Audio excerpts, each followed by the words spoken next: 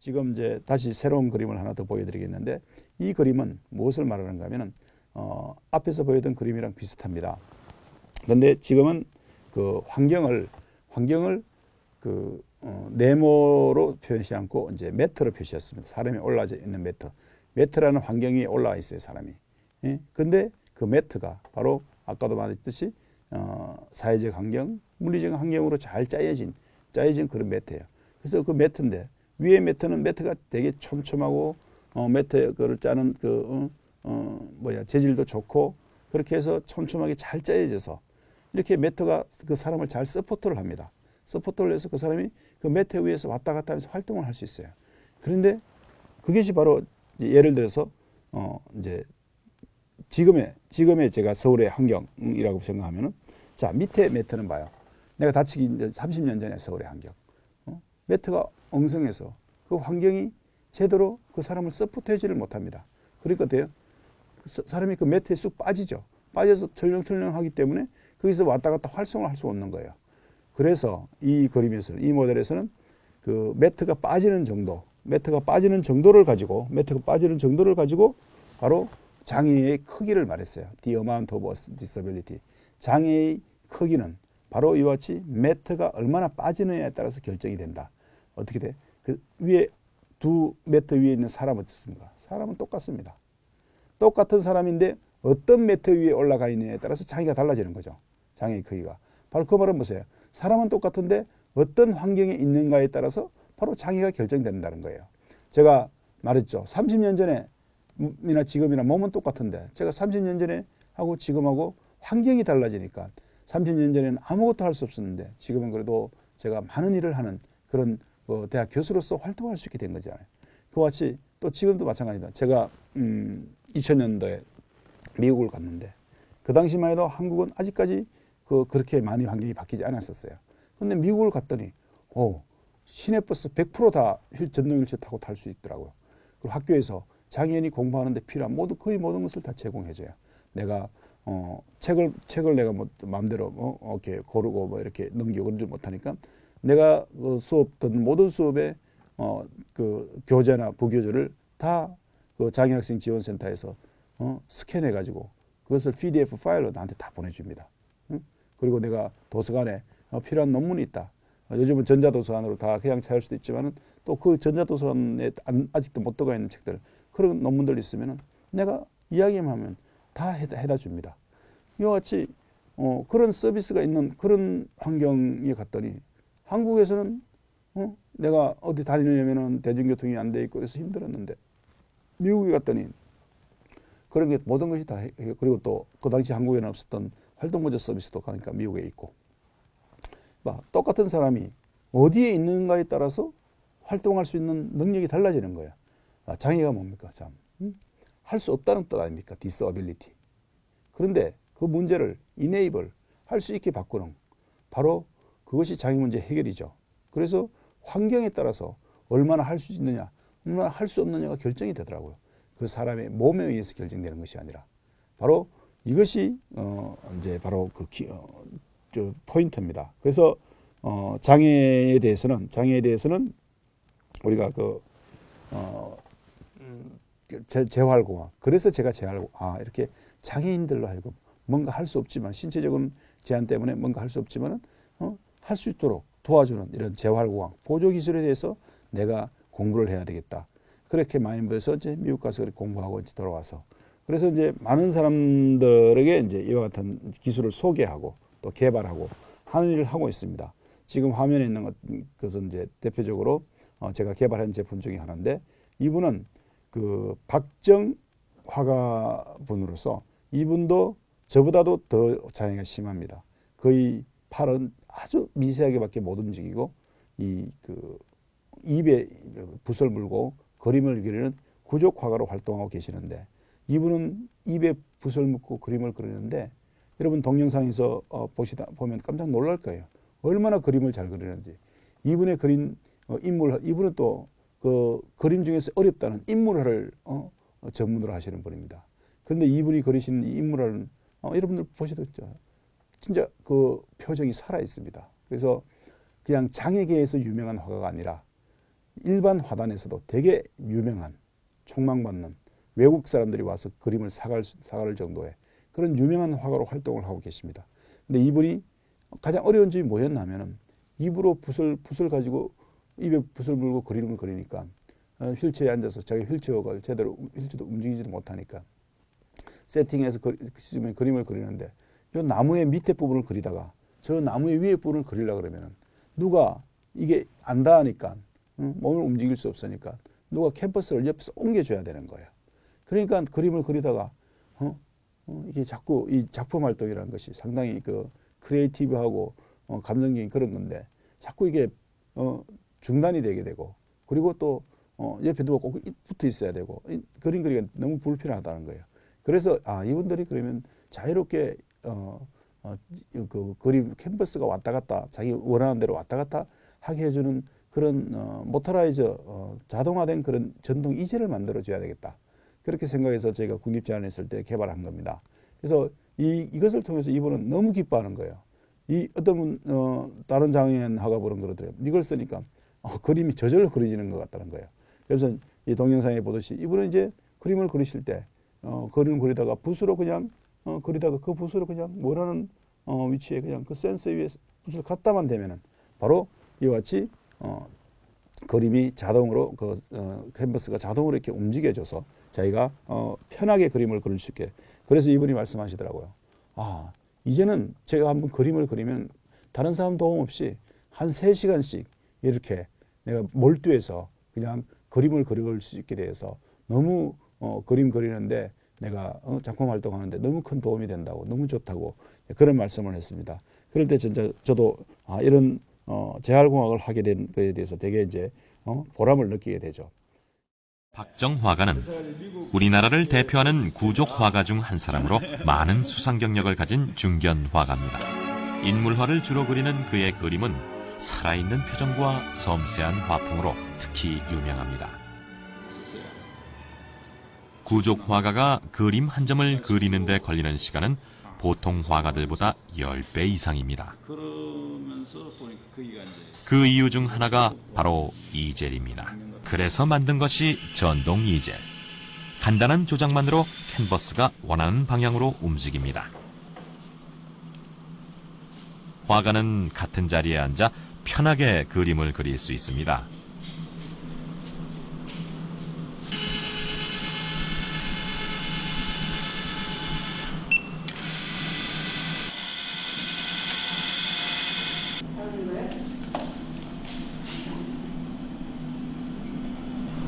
이 전동 이젤을 통해서 굉장히 저는 자유를 느끼고 있어요. 너무 편하게 작업하는 데 굉장히 큰 도움이 되는 거기 때문에.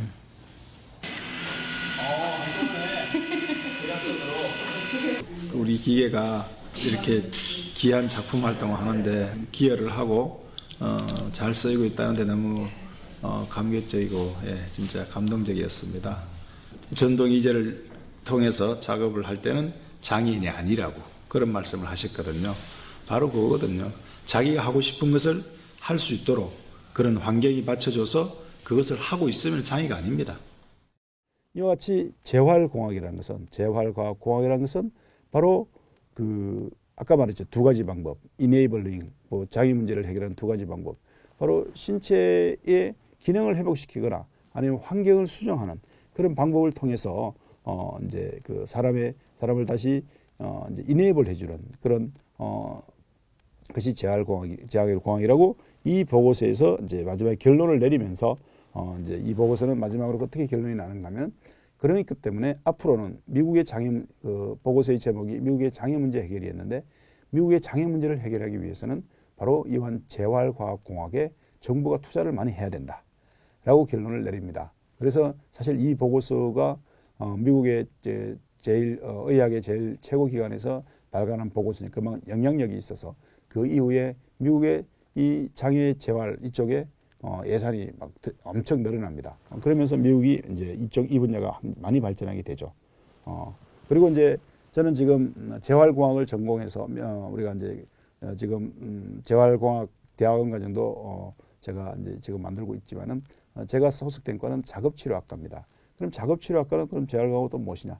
마찬가지입니다. 바로 작업치료가 바로 그러한 재활과학, 그래서 재활과학이라고 합니다. 그 작업치료도 바로 그와 같은 일을 하는 바로 그것이 작업치료인데, 바로 작업치료라는 것이 뭔가 하면은 말 그대로 어떠한 사람이 신체적인 어떠한 조건 때문에 어떠한 작업을 못하게 됐어요. 그러면 다시 그 작업을 하도록 치료해 주는 게 작업치료거든요. 그러면 바로 아까도 봤었습니까? 작업치료는 첫 번째 병원에 작업치료실이 있지 않습니까? 작업치료에서 열심히 관절이 구축됐다든지 어떠한 인지가 기능이 부족하든지 이런 걸 열심히 신체적인 기능을 회복시키기 위해서 노력합니다. 그것도 작업치료의 가장 대표적인 분야입니다. 그렇지만 그것은 어떻게 해서 한계가 있을 수 있다는 거예요. 그죠? 한계가 있으면 그러면 그걸로서 그 의학적인 방법으로 더 이상 방법이 없으면 그 다음에는 환경을 바꿔줘야 되는 거죠. 바로 이와 같이 보조기기를 사용하든지 이런 방법을 통해서 그 사람이 할 수 있는 작업을 해주면 되는 거예요. 대표적인 예를 들어서 이상목 교수님. 여기에 이제 이상목 교수님인데 오른쪽 그림에 보면 가운데 그 휠체어 타고 앉아 있는 여자분이 있습니다. 이분이 이상목 교수님이 미국에서 란초 아미고스 호스피탈이라는 그 미국의 유명한 재활병원에서 재활치료를 받을 때 이상목 교수님의 작업치료사였어요.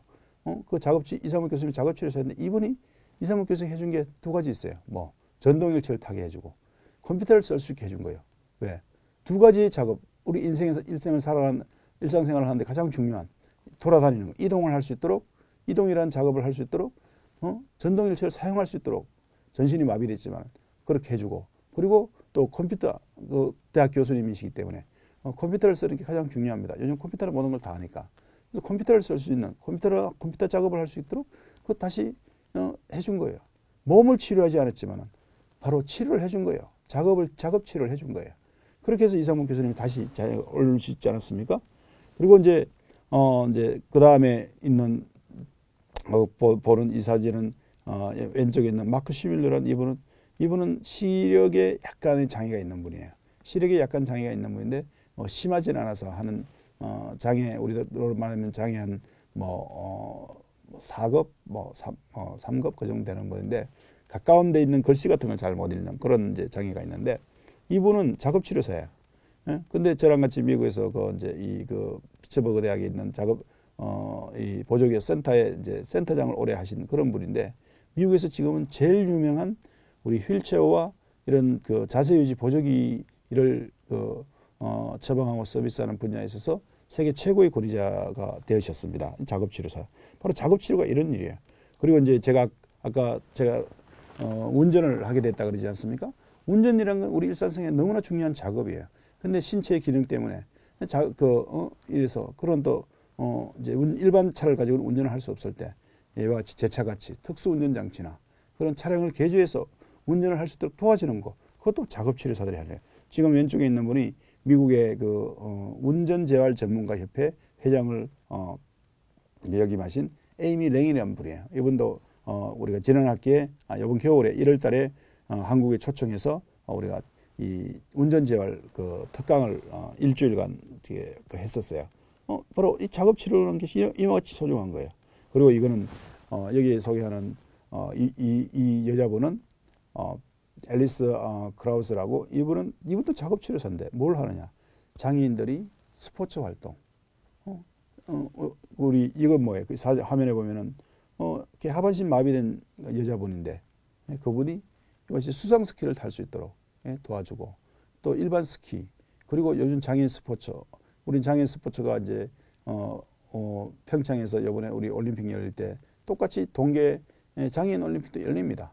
이같이 이렇게 우리가 여러 가지 레저 앤 그리고 스포츠 활동을 할 수 있도록 도와주는 레저하고 스포츠하는 이런 작업을 또 회복할 수 있도록 해주는 작업 치료 이런 것이 어떻게 가능합니까? 요즘은 이와 같이 다양한 기구가 개발됨으로 해서 가능해집니다. 그래서 나는 OT 영어로 이제 OT라 그럽니다. Occupational Therapy 작업 치료를 저는 Occupational Therapy가 본래 작업 치료인데 저는 그래서 작업 치료는 도리어 Occupational Therapy를 뿜어라 Occupational Technology 다 그러면서 저는 나도 OT다 이렇게 이제 웃으면서 나는 Occupational Therapist가 아니고 나는 Occupational Technologist다 이렇게 이제 말을 합니다.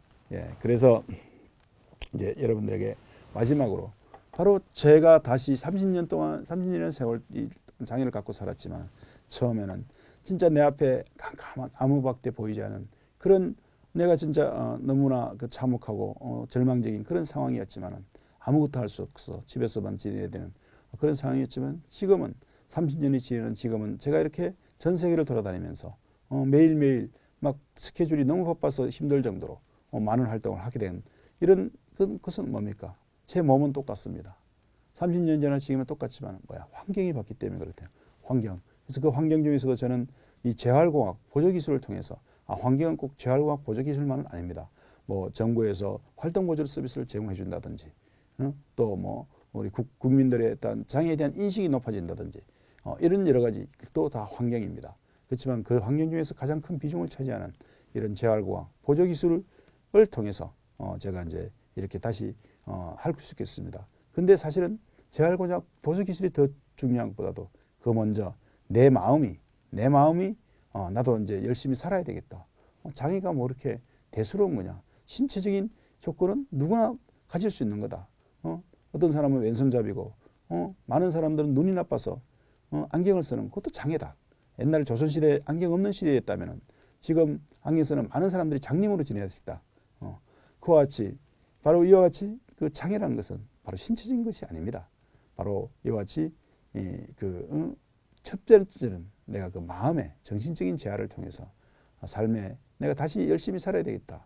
내 신체적인 조건이 어떻든 간에 내 환경이 어떻든 간에 내가 열심히 살아갈 때 환경도 바뀌어집니다.